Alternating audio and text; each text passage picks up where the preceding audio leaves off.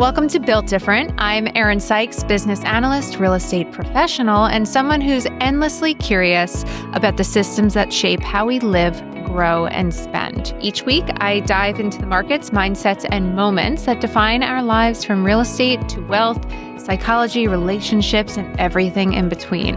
Because what we build is not just financial, it's human. Hi, my name is Hayley Schapiro. I'm a licensed clinical social worker, and I'm built different because I work hard to understand how people interact and how therapy and mental health support can best benefit their growth and change. Hi, I'm Erin Sykes, and welcome back to Built Different. Today, Hayley Schapiro joins me. Hayley is a licensed clinical social worker and founder of Curated Therapy Collective, a mental health matching practice. CTC helps clients connect with carefully vetted therapists based on clinical expertise, relational style, and life context, not algorithms. It's the human first layer of guidance that helps people move from I know I should talk to someone to actually getting the right support. Welcome, Hayley. Thank you so much, Erin, for having me. Of course. So we have not met until today, this is my first completely blind interview. So nice to meet you. I've heard a lot of things about you. Our paths have intersected in so many different ways. So I am excited to hear more about CTC, how you started. I know you said you're a native New Yorker. We discussed a little bit about how I'm really struggling to give up my Northeast apples kind of for mentality. Oranges, right? Yes. So tell me about CTC. Obviously, you're not directly coaching, you're not directly working with clients, but you're helping them find the right individual for their mental health services. Yeah, absolutely. I would say that one of the most vulnerable inquiries or asks that a person can make of someone they know very well or a stranger is asking for mental health support.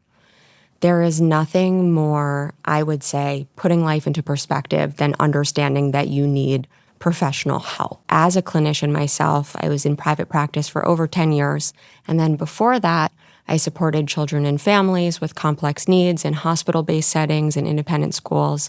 So I really was able to sit on both sides of the table as the patient advocate, as a clinician providing service. And what I realized very quickly is that it wasn't the therapy that was being provided that wasn't really working for our clients. That really, based on textbook and intervention, was really working. But what wasn't working was that the people that were sitting across the table from each other ultimately were not speaking the same language.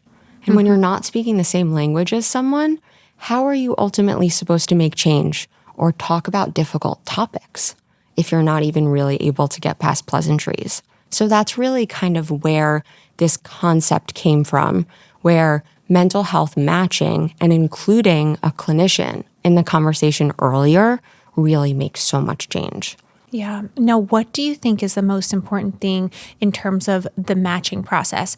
Are you most likely doing in-person matching, someone who is based in that individual's local community so they can go to an office setting, or is it remote, or is it really doesn't matter how the therapy happens as long as the individuals get along with each other? So it's really interesting that you asked that, because I think for every client seeking service, it's a little bit different because it's what they're seeking and what works best for their life.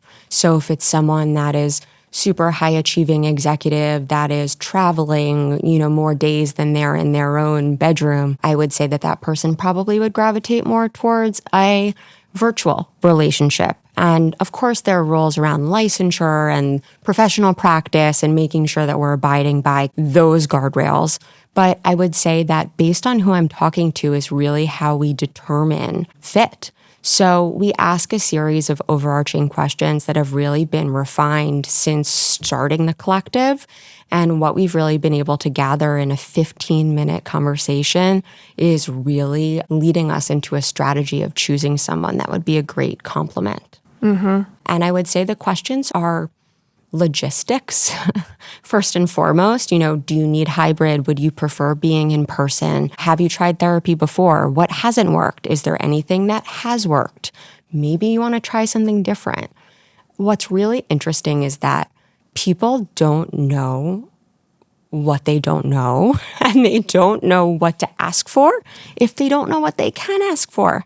Yeah. So the parallel that I like to make is kind of a funny one, and maybe it's the New Yorker in me, but it's like walking into a restaurant, sitting down at the table and not being able to look at a menu, or not being able to ask a member of the staff, what do you love to eat? What do you love to have? What's worked for you? And by taking all of this information and collecting it and organizing it, and then add expertise on top of all of it, you're really creating a much better recipe than just looking at a directory, putting in your zip code, and getting a list that you really don't know what to make heads or tails with. Yeah.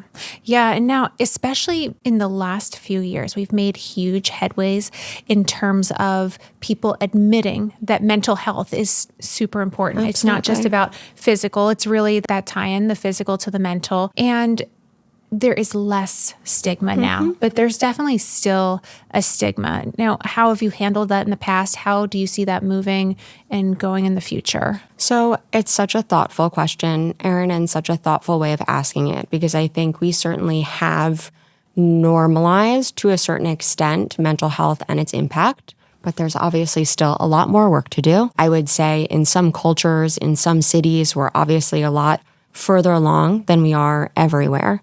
But one thing I will say is that what has helped with CTC is that to say we're kind of the friendly face on the other side of the Zoom or the phone or the flurry of, protected email correspondence, I would say that there's something empowering about speaking with an expert that is invested in your care without really even knowing them. You can't really ask your sister-in-law for support with couples therapy. You might not ask one of your parents or caregivers or bosses or colleagues like, wow, I'm really struggling. How might that impact you? So there's a beauty that comes with the expert on the other end of the line that has the same goals and the same alignment as you.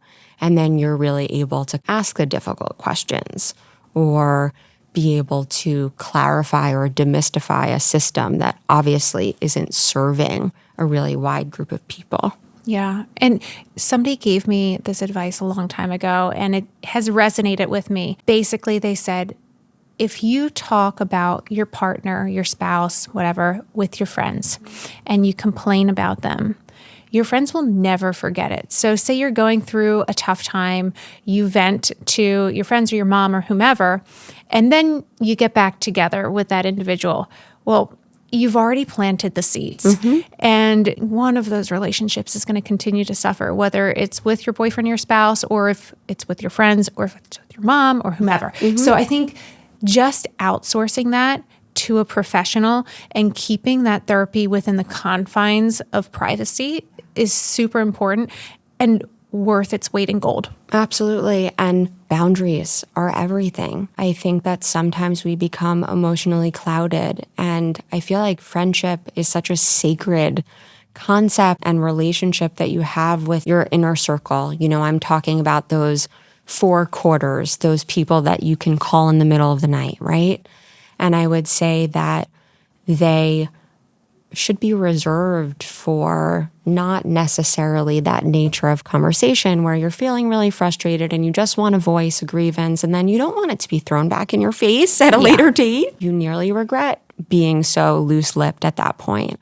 But I would say that the therapeutic relationship, again, is differently sacred than your friendships, right? And you're speaking to an expert that is able to help you problem solve and understand how you tick and what your deficits are and what your strengths are, and really help you work towards goals in a strategic and intentional way. I adore my friends, but they don't necessarily have the tools or the equipment to really guide me through those kinds of decisions. And we shouldn't expect them to either. Yeah. Yeah. And maybe I'm more of a pessimist, but I don't think everybody has your best intentions at heart. I think they see you and your situations through their lens. Right. They by no means have all of the inputs or all of the insight into what's going on in the other aspects of your life. So they're not really giving valid critiques or feedback. No. And people, I think, don't effectively compartmentalize their own stuff, right? So sometimes they may be projecting what their experiences may be or what their baggage may or may not be. So I think it's definitely a biased assessment in some cases. So again, seeking that professional expertise that's kind of the other or the outside has so much power. I also love to kind of bring up the concept of, for talking about parenting or caregiving, and the author really depends. Yeah. If we're trying to teach a skill or we're trying to mitigate a habit or something along those lines, sometimes we can say as mom, dad, grandma, until we're blue in the face, that we would kind of discourage this pattern of behavior. But there's a lot of power and emphasis if a professional is able to kind of build rapport and insert themselves and really see more glimmers of change than the traction that mom, dad, auntie, or grandma were really able to get. Yeah. When you're dealing with high functioning and you're dealing with perhaps business people or entrepreneurs who have recognized the importance of mental health. Maybe it's because it's part of this whole biohacking trend that it really goes more than skin deep. But It's a little bit trendy too. It's you're allowed to say it. I mean, I feel like you see so many NFL players. You saw AJ Brown come out and talk about it. You hear different basketball players, like these major male athletes, these macho guys have started to talk about it, which has brought down a lot of the barriers. Not only gender, but culture. Yeah. Right? Culturally speaking, if we're talking about certain insular communities that really were not open or amenable to having emotionally filled conversations, it's exciting, to see this kind of vulnerability. But I truly applaud those that have disclosed that this is what they're currently working on or currently addressing. Yeah, and it helps them get to the next level of whatever they're working on, be that a national championship or be that selling their company. But how can one of these high-functioning individuals, how can somebody like that get in touch with CTC? How can they find a provider that's maybe going to work with them in a proactive way? Maybe they don't have problems. Maybe their life is like literally perfect. Yeah. But how do they leverage your community? Absolutely. I always like to point to a particular television series because I think pop culture resonates widely. But I would say that scenes from the TV show Billions, where on payroll, there was psychiatric mental health support for the benefit of the main character. And that, in my reference, was first, really to kind of frame this relationship as so critical that they needed to be within the office. I have the privilege, as you said, of moving down from New York almost a decade ago. But I will share with you that some of my clients that have stayed with me since then and the benefits of technology is a beautiful thing to see them coming to the table to do hard things. And what I can say is that people with perfectionist tendencies, people that are super high achieving, there's a really common misconception that you need to seek out therapeutic support when you're in crisis or when there's a problem. But what I can share with you, Erin, which is really amazing, and I feel like I'm constantly on my soapbox about this, but it's a lot easier to do hard work when we're not in crisis. So when a executive will give us a call, when an administrative assistant will give us a call, when a spouse will give us a call through CTC, of course, get in touch with us through our website, which is curatedtherapycollective.com, and you'll be connected to one of our mental health staff members who basically navigates your care and stays with you until you're connected with a therapist who would be able to kind of take you to the next step for ongoing therapeutic support. So our relationship is short term. And then once we pair you with a clinician for the long term or however long it needs to be, we will essentially be there to support you.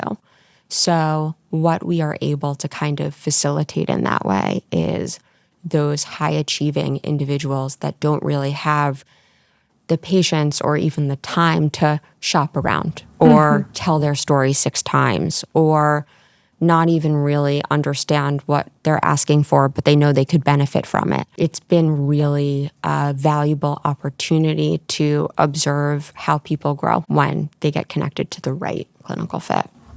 Absolutely. Now, what are the most common psychological patterns that you're seeing in these business owners, these entrepreneurs, these athletes that are limiting their growth or limiting their decision making? Perfectionist tendency is certainly one. I would say deficit in a particular area, whether it's socialization, whether it's romantic relationship. What we see from athletes or what we see from executives is that they can kind of be singularly focused for an extended period of time, so that the ability to date or the ability to meet social circle or establish themselves in new city or new environment takes the back seat for sometimes an extended period of time. So when you don't work those social muscles, or if you don't really put effort and emphasis in those areas, you kind of need to learn how to do it again, or do it different, or do it better, because perhaps your habits are not serving you and not getting you the outcome that you want. So I would say in terms of that group, what we're really seeing in terms of pattern and kind of pervasive themes are around social and romantic relationships, whether they're in one and there's a bit of dysfunction or they're still seeking one, as well as kind of the growth around leadership style, management style, decision paralysis, sometimes grief or loss, where they've missed so much. There's an interesting group of individuals that have found their way to us that are high achieving in the arena of medicine. And when they have found their way to us, they're scientists and they have devoted a large chunk of their adult life to their training and talking about working at a high level. They feel that they're able to remedy the challenges or the deficits or the illness of others, but for themselves, they still feel like they're not really equipped or able to navigate some of those areas that they've missed or they haven't really refined. So it's a really interesting group that describes themselves as super high achieving and accomplished, but there are certain skill set deficits that are really clear. And then take us behind the scenes. How would a therapist work with one of these individuals? And obviously, I know there are different types of therapy. My best friend is a therapist, so I was lucky. I know. So, but I also am very careful not to overstep those boundaries, because as an individual, she's had many of our mutual friends overstep those boundaries, and it's really destroyed relationships before. So I think that's why I'm super cognizant about compartmentalizing certain conversations. And I have gone to therapy in different styles and different types of individuals, some of which I've connected with, others I have not. But what do you think for the high functioning people? Which type of therapy could they expect to experience? Absolutely. So I would say in terms of modality that really serves this group, because it has a pretty high level of intellectualizing that comes with it. It's also very short term, I would say, is cognitive behavioral therapy.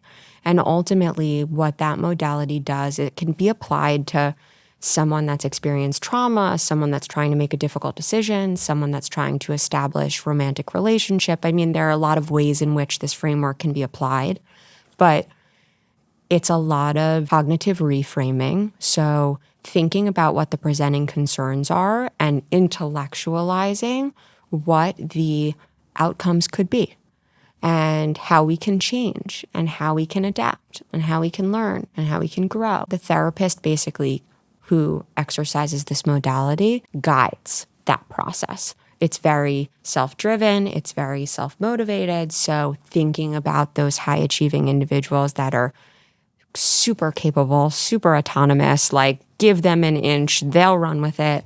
It seems to be a really thoughtfully designed modality for them, and it's short term. So it's not like we need to be in our lives for an undefined amount of time. I'll always be here. I'll be able to check in. But at the same time, that means I've done my job if the relationship is, 12 weeks. Mm-hmm. And do you find that this type of individual is good about doing their homework compared to others? I think it depends. So it's always fascinating because I sometimes we'll be speaking with a therapist that's providing support. Again, we need to not only support the individual and support them in a way that's sustainable and trying to mitigate burnout. We also need to support the therapist in being able to kind of be able to pour from their cup. So we need to make sure that their cup stays full. I would say that in speaking to one particular therapist that comes to mind is that, we almost said in jest, this is one of the most high achieving individuals if we reviewed their resume together. But the fact that we give them a journal 1 week and it has never returned the weeks thereafter is something that we laugh about. But again, it just talks about people's abilities and achievements, but deficits can still exist even with those that are most capable. It's actually pretty impressive to understand where those discrepancies can be.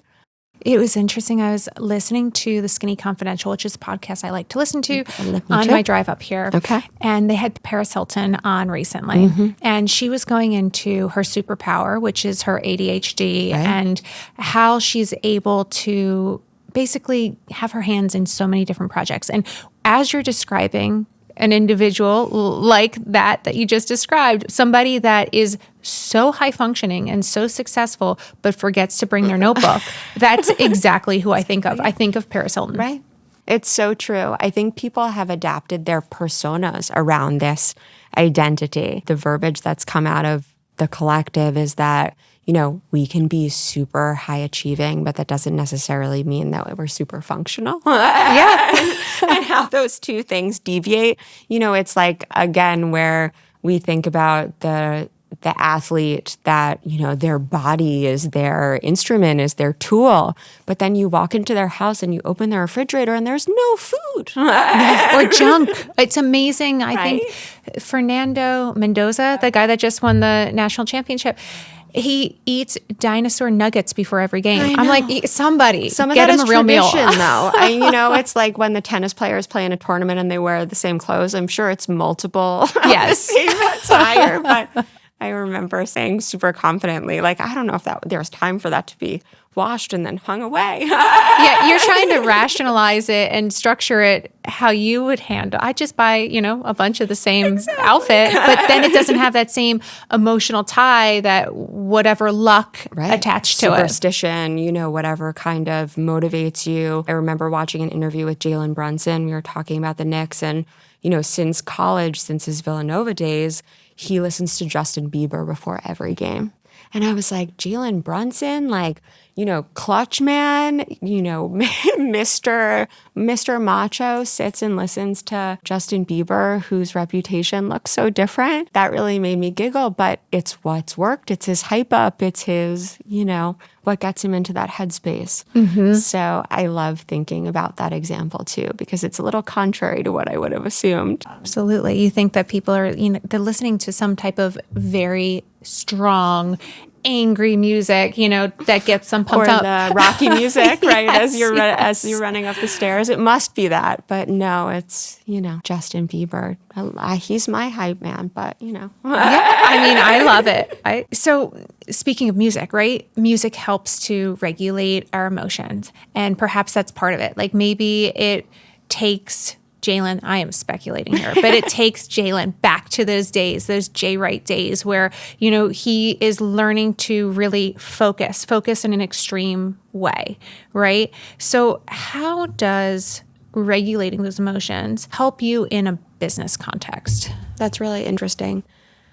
I think what I learned very quickly in terms of road mapping the collective and really understanding where and how we are going to differ from what exists is that you need to have certain clarity, bravery, confidence in making decisions that might be different, a long theme today, of course, but know that because of what either data you've collected, conversations you've had, or experiences that you can reference as a professional, it definitely aids in your ability to make those decisions and establish those relationships and make that cold call, because you essentially, taking something from cognitive behavioral therapy, is what's the worst outcome, right? What's the consequence? Okay, so I'm sent to voicemail. Okay, so, no callback. Okay, so someone doesn't agree with my framework or my ideology or what I'm prioritizing.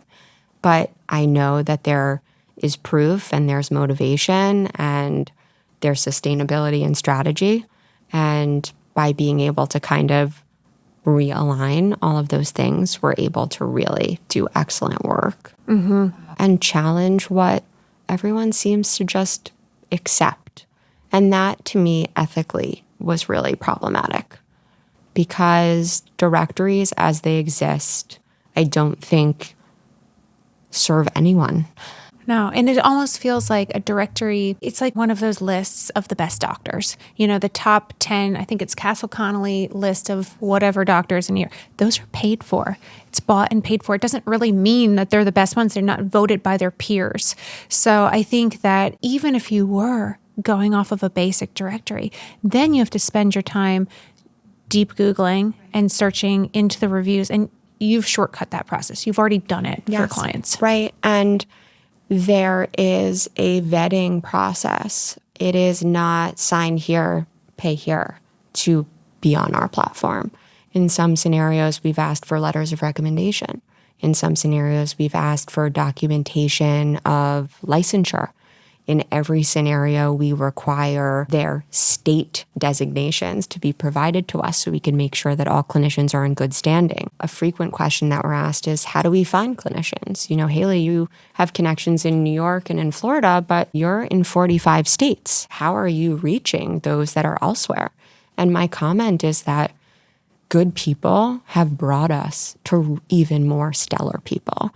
And that's been such a powerful tool for us to leverage because when someone has joined the collective, they see the benefits, they see the intentionality, they see the sustainability, they see how thoughtful my team is in making recommendation. So then we're really able to just kind of grow in a super organic way and make sure that specialties are covered and expertise is being served and showcased. What are some of those specialties? So I had made reference to cognitive behavioral therapy. Other modalities that are prioritized right now are, of course, couples work, as I said, always a popular one. So there's the Gottman method. There are other kind of frameworks that can be applied to couples work, thinking about EMDR, trauma work, also being able to incorporate different levels of therapeutic style. So yes, we can talk about all of the evidence-based practices, but also, are you looking for someone that's more direct? Are you not quite there? Are you looking for someone that is maybe your senior? Are you looking for someone that is your peer? Are you looking for someone of the same gender, a different gender? I come from a very traditional family. I'd really like to work with someone that can kind of echo those experiences because it's really difficult for me to explain myself. I would rather if I come from, Staten Island and a very traditional Italian family, I might want to work with someone that might not have the same experience as me, but at least be able to kind of echo some of those experiences so that I don't feel like I have to keep explaining and over-explaining aspects of my identity. Yeah. Yeah, I think that that's important. Also, what you're looking for might change. You might go and need that really direct individual at first. I love because that, you yeah. need to be like shaken free Yes, of you whatever need the you're dealing with. intervention. But then as you learn the tools and you adjust and you also during your work at home, because I know this is not something, therapy is great. You're going once a week, you're spending 60 minutes with your therapist, but that doesn't necessarily move the needle in the same way as combining it with your homework. Right. So as you evolve, you become also entertained and interested in the mind Right. and how you can propel your career or reach your goals because you're training your mind. Then you're going to need different tools in your toolbox. Right. And I think what's amazing is that because it's a live process and it's evolving, it can even be as regular as the day of, depending on the day of the week, what you may need. But what I like to also share is there's a trial and error period. Maybe I would make a suggestion to a clinician to change the way that they're showcasing their expertise, right? They have a lot of experience with this population, or they recently went through something themselves and they did a really deep dive into being able to support someone with a diagnosis of a chronic illness or a grief experience. And then there's a lot of humanizing factors that comes into this relationship that people hold on to. Because again, this isn't really transaction sign here. It's not really an exchange of goods. It's an evolving relationship that we need to kind of nurture and pay attention to. Absolutely. And that's not always natural for everybody. Now, I think that there's a lot of unnatural that is, involved in getting to the next level mentally. It's not something that just happens when it's not forced. For me, I feel like every time my feet are to the fire, that's when I level up. A lot of times, if I look back historically, there are jobs that I would not have left if I didn't have to, if I didn't have to change geographies, or I maybe wanted to go in a certain direction and was forced to go in another one. And I do think there's a divine intervention to it, and that I needed to be pushed off that ledge, but by no means was it natural. There was not an easy ebb and flow about it. Right. And it was very uncomfortable. Right. But I'm so grateful for that in retrospect. Yeah, I was going to say your hindsight serves you in that, despite being uncomfortable, unprepared, having to dive in, I kind of applaud that in you, in being able to see that. Because to I think reflect a little bit. Right. Give yourself a little more credit than that. But I would say that I think that's true for a lot of people. I have some of that throughout my career, but I think there's also other indicating factors in that I would argue that you probably did a little more legwork than you're giving yourself credit for. Yeah. I mean, and I don't want to toot my own horn, but it was very cognizant, and I like to read and I like to research. For me, that's my coping mechanism. When I don't understand, and this is, cognitive dissonance, right? Like, I just can't believe whatever is going on. My therapy is to often deep dive into, whatever, Google, ChatGPT, books, surveying, interviewing, etc. And I feel like that helps me come out the other side and understand it enough to not necessarily get somebody else's reactions or actions, but to be able to say, not my monkeys, not my circus. And okay, that's not how I would handle it, but this is their situation. Right. So you can take yourself out of whatever problem or whatever major change and see it almost as a bird's eye perspective. Definitely. And I think you feel empowered and confident because of all the information that you've gathered. Yeah. It's not until you've done your diligence are you able to really create that space or lean in where necessary. And I think that's perhaps maybe something that you've discovered about yourself through experiences, and this is what makes you comfortable. But there are many people that I sit across the table from that haven't discovered what gives them the ability to make those decisions yet. Right. So that's also part of the therapeutic relationship too. Have you tried this? Have you done that? If you're feeling a little disconnected, have you, making those suggestions, because sometimes you can't come up with it on your own. No. What are some tools that you find yourself or you find your clinicians coming back to time and again? What are some, by no means quick fixes, but things that people can execute immediately that can help them? Professional community, especially if we're talking about those high achieving, knowing your people. So I would say a lot of our clinicians lean into our collective because we're not necessarily like specialized professionals. Like I said, there's obviously a very wide range of specialists on our platform, but I like to describe it as us being like prioritized, in that we hold the same values, we hold the same ethics, so that we're able to support one another through a difficult case or a personal situation or whatever it might be. But I think one big strategy that serves a lot of clients is reminding them either to lean on their people or to aid them in helping identify who their people are. What's your opinion of a coach versus a clinician? I know that there's a lot of coaches, they take weekend seminars and next thing you know, they're designating themselves as experts. And I think it can be a pet peeve and it can be dangerous. A little bit. I think it needs to be clearly differentiated in that the training, the expectation, and the licensure around someone that has a coaching background significantly differs from someone that has a clinical license. I went through undergrad, graduate school, clinical rotations, internships, externships, varied levels of licensing exams to be able to be a clinician in private practice, which is a pretty significant contrast from someone that attended a seminar.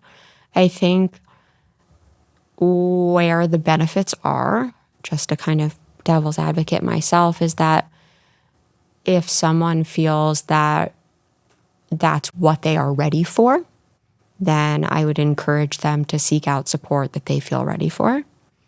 But it's not always as clinically grounded or evidence-based. But if they are able to aid you to grow and change, then I think there's room for varied expertise in kind of the growth process. Yeah. And what about people who just refuse? They think that they don't need help. They think that either they're above it or nobody can understand them. How do you break that down? So I have a mentor who was known for their imagery. And I always love to borrow this particular image from her. So we called those people sweeping under the rug people. So it doesn't mean that they don't navigate stressors. It doesn't mean that they don't, have tricky days or tricky relationships. They do, but they're of the belief that they can navigate them indefinitely without support, right? That's how I'm kind of interpreting the person that we're talking about. But this person is essentially sweeping everything under the rug. So we're not working on it. We're not resolving it. We're not problem solving around it. We're not trying to process difficulty. So what we see now as an image is a very bumpy rug. And if that person is standing on a very bumpy rug, they turn around and they trip over it. Yeah. So I just giggle at this cartoon-like image because if we're not actively addressing what challenges or difficulties or stressors that we all experience, because we are all human, right? We are not without adversity. Maybe there are some that navigate it at a higher level or a lower level or varied levels of impact. But sweeping things under the rug and not addressing them, you really just turn around and the person that ultimately ends up getting hurt is you. Yeah, absolutely. And how do you see this changing generationally? Because I think our parents are probably those sweep it under the ruggers. Yeah, right. If we're talking in a general sense. Yeah. And then I think our generation has shifted. Right. Like we said before, the athletes have started talking about mental health and how that helps their game. Sports psychology is an entire industry. Yes. So how is that evolving? So I'm a little frightened, Erin, and I'll share with you why. Because I feel like we have gotten to a place where I'd like to really hold my optimistic hat on.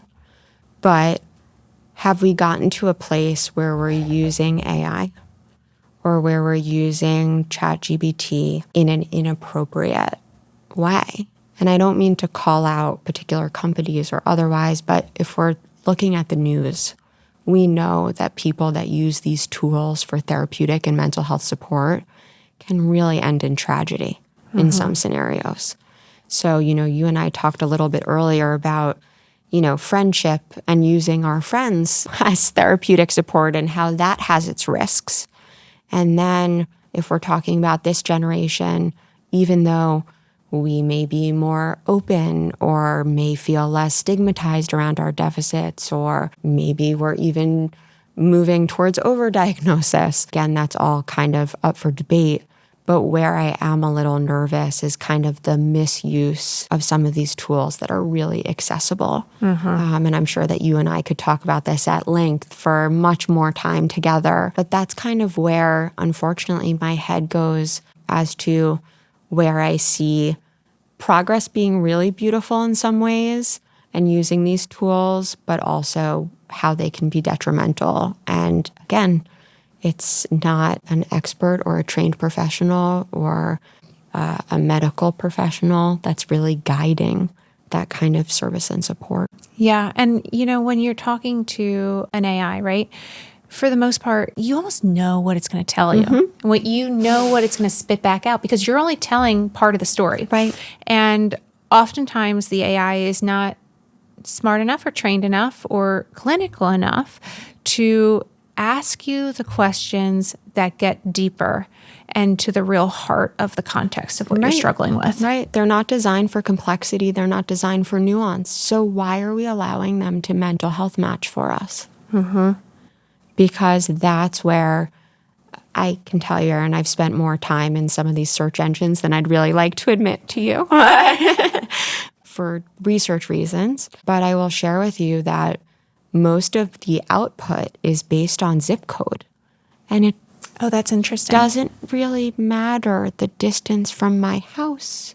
Sure, if I was seeing someone in person, that certainly would come into play. But if I'm opting for a virtual clinical relationship, then why does it matter that their virtual office is 15 miles from my house? True. So that's because that's where algorithms are grounded. They're not grounded in asking hard questions. They're not grounded in asking for points of clarification. One of my favorite stories, if you'll allow me to share, a parent called into the collective, super high-achieving family. They reside in the suburbs of Chicago. And their son started college in South Florida. And it was a rocky start.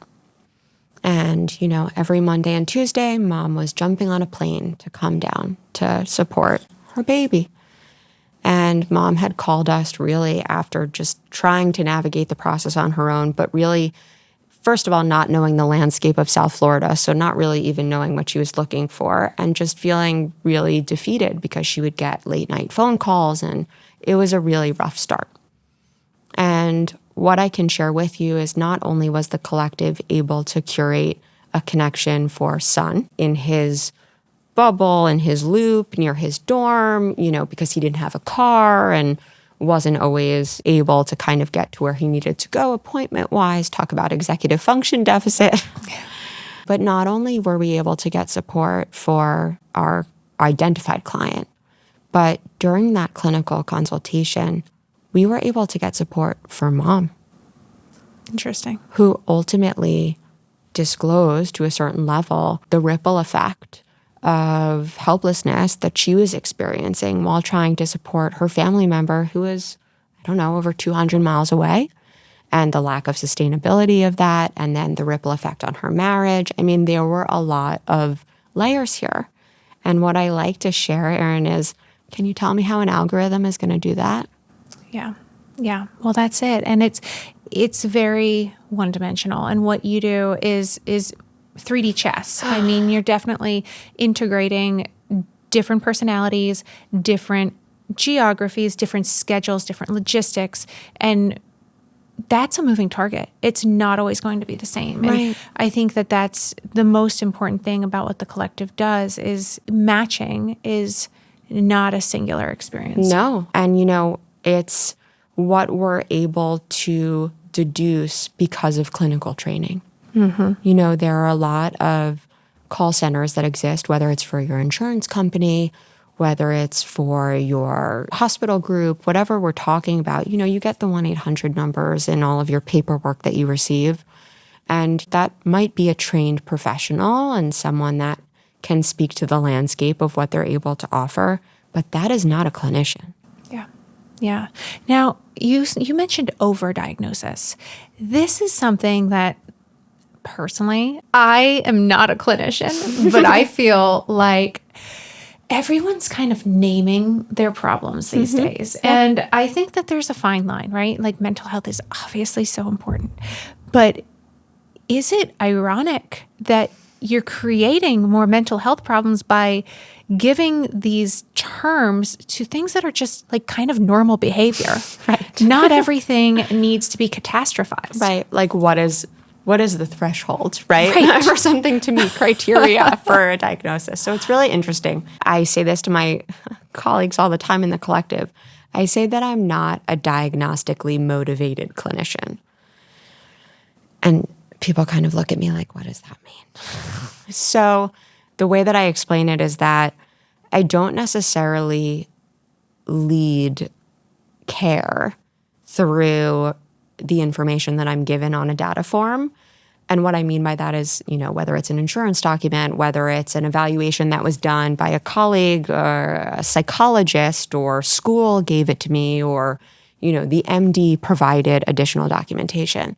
But what I really do like to deduce is how patterns of behavior interfere with one's ability to function.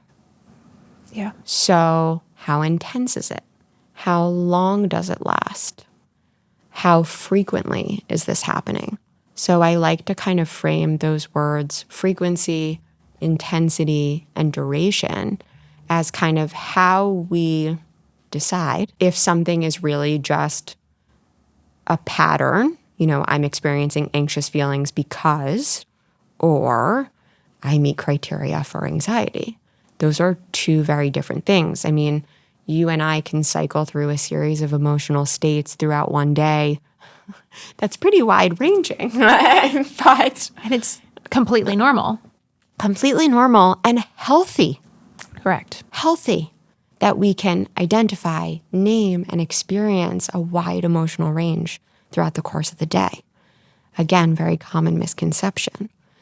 People will say, oh, bipolar, manic. They throw around a lot of this terminology.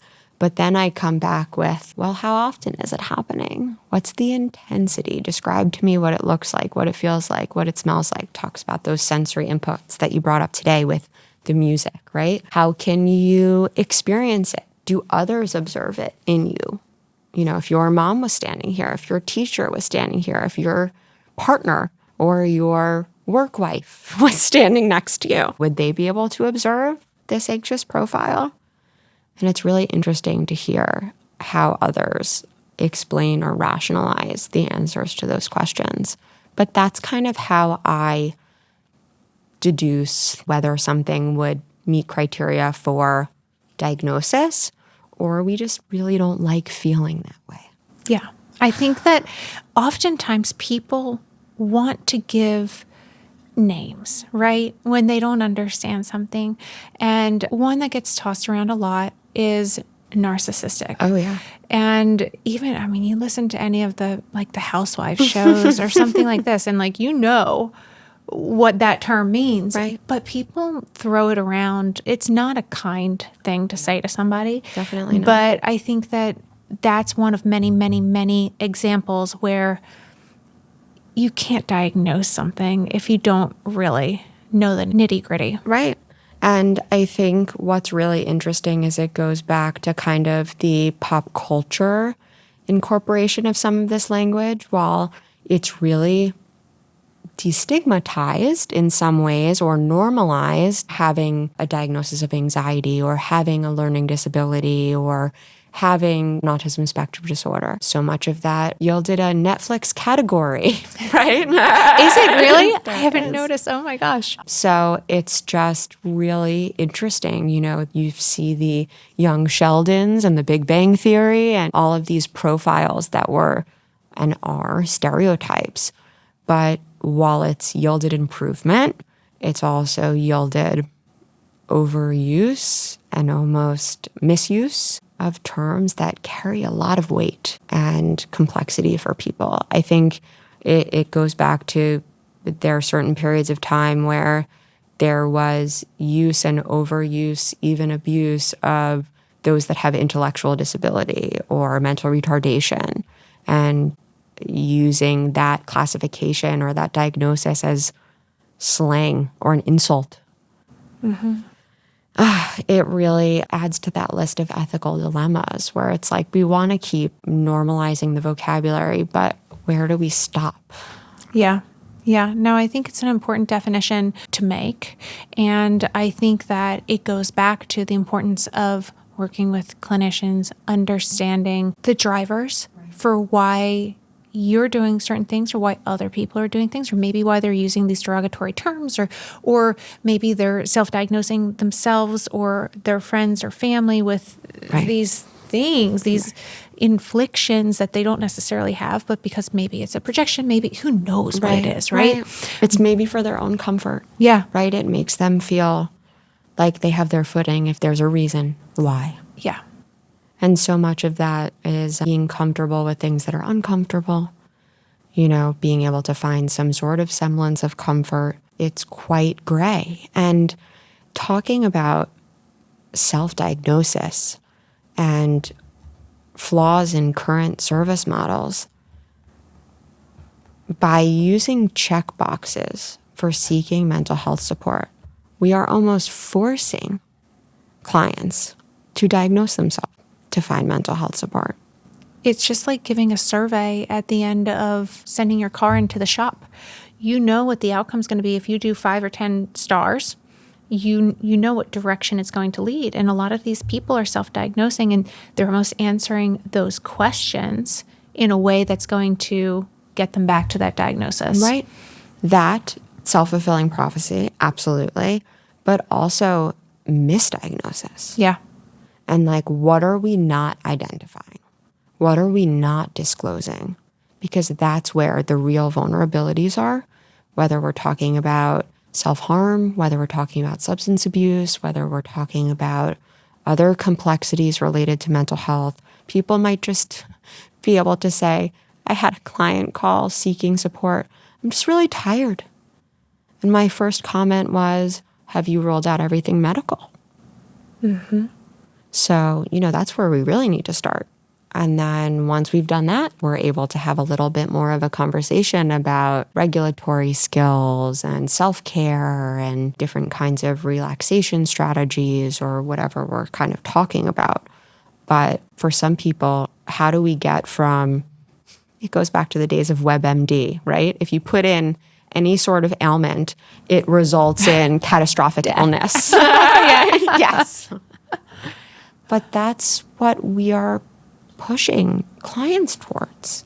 Yeah. And that's why the collective needed to happen. I think this is an aspect of my personality where maybe this is stubborn, maybe this is a leadership skill, maybe both, but I was dissatisfied with everything that I was finding. And I felt that it didn't serve the client and it didn't serve the clinician. So who was it serving? So I knew that as a clinician, as I shared with you, that sat on both sides of the table, I would be able to develop an informed strategy to mitigate at least some of this. Because this cannot really continue to this level of rigidity. Yeah.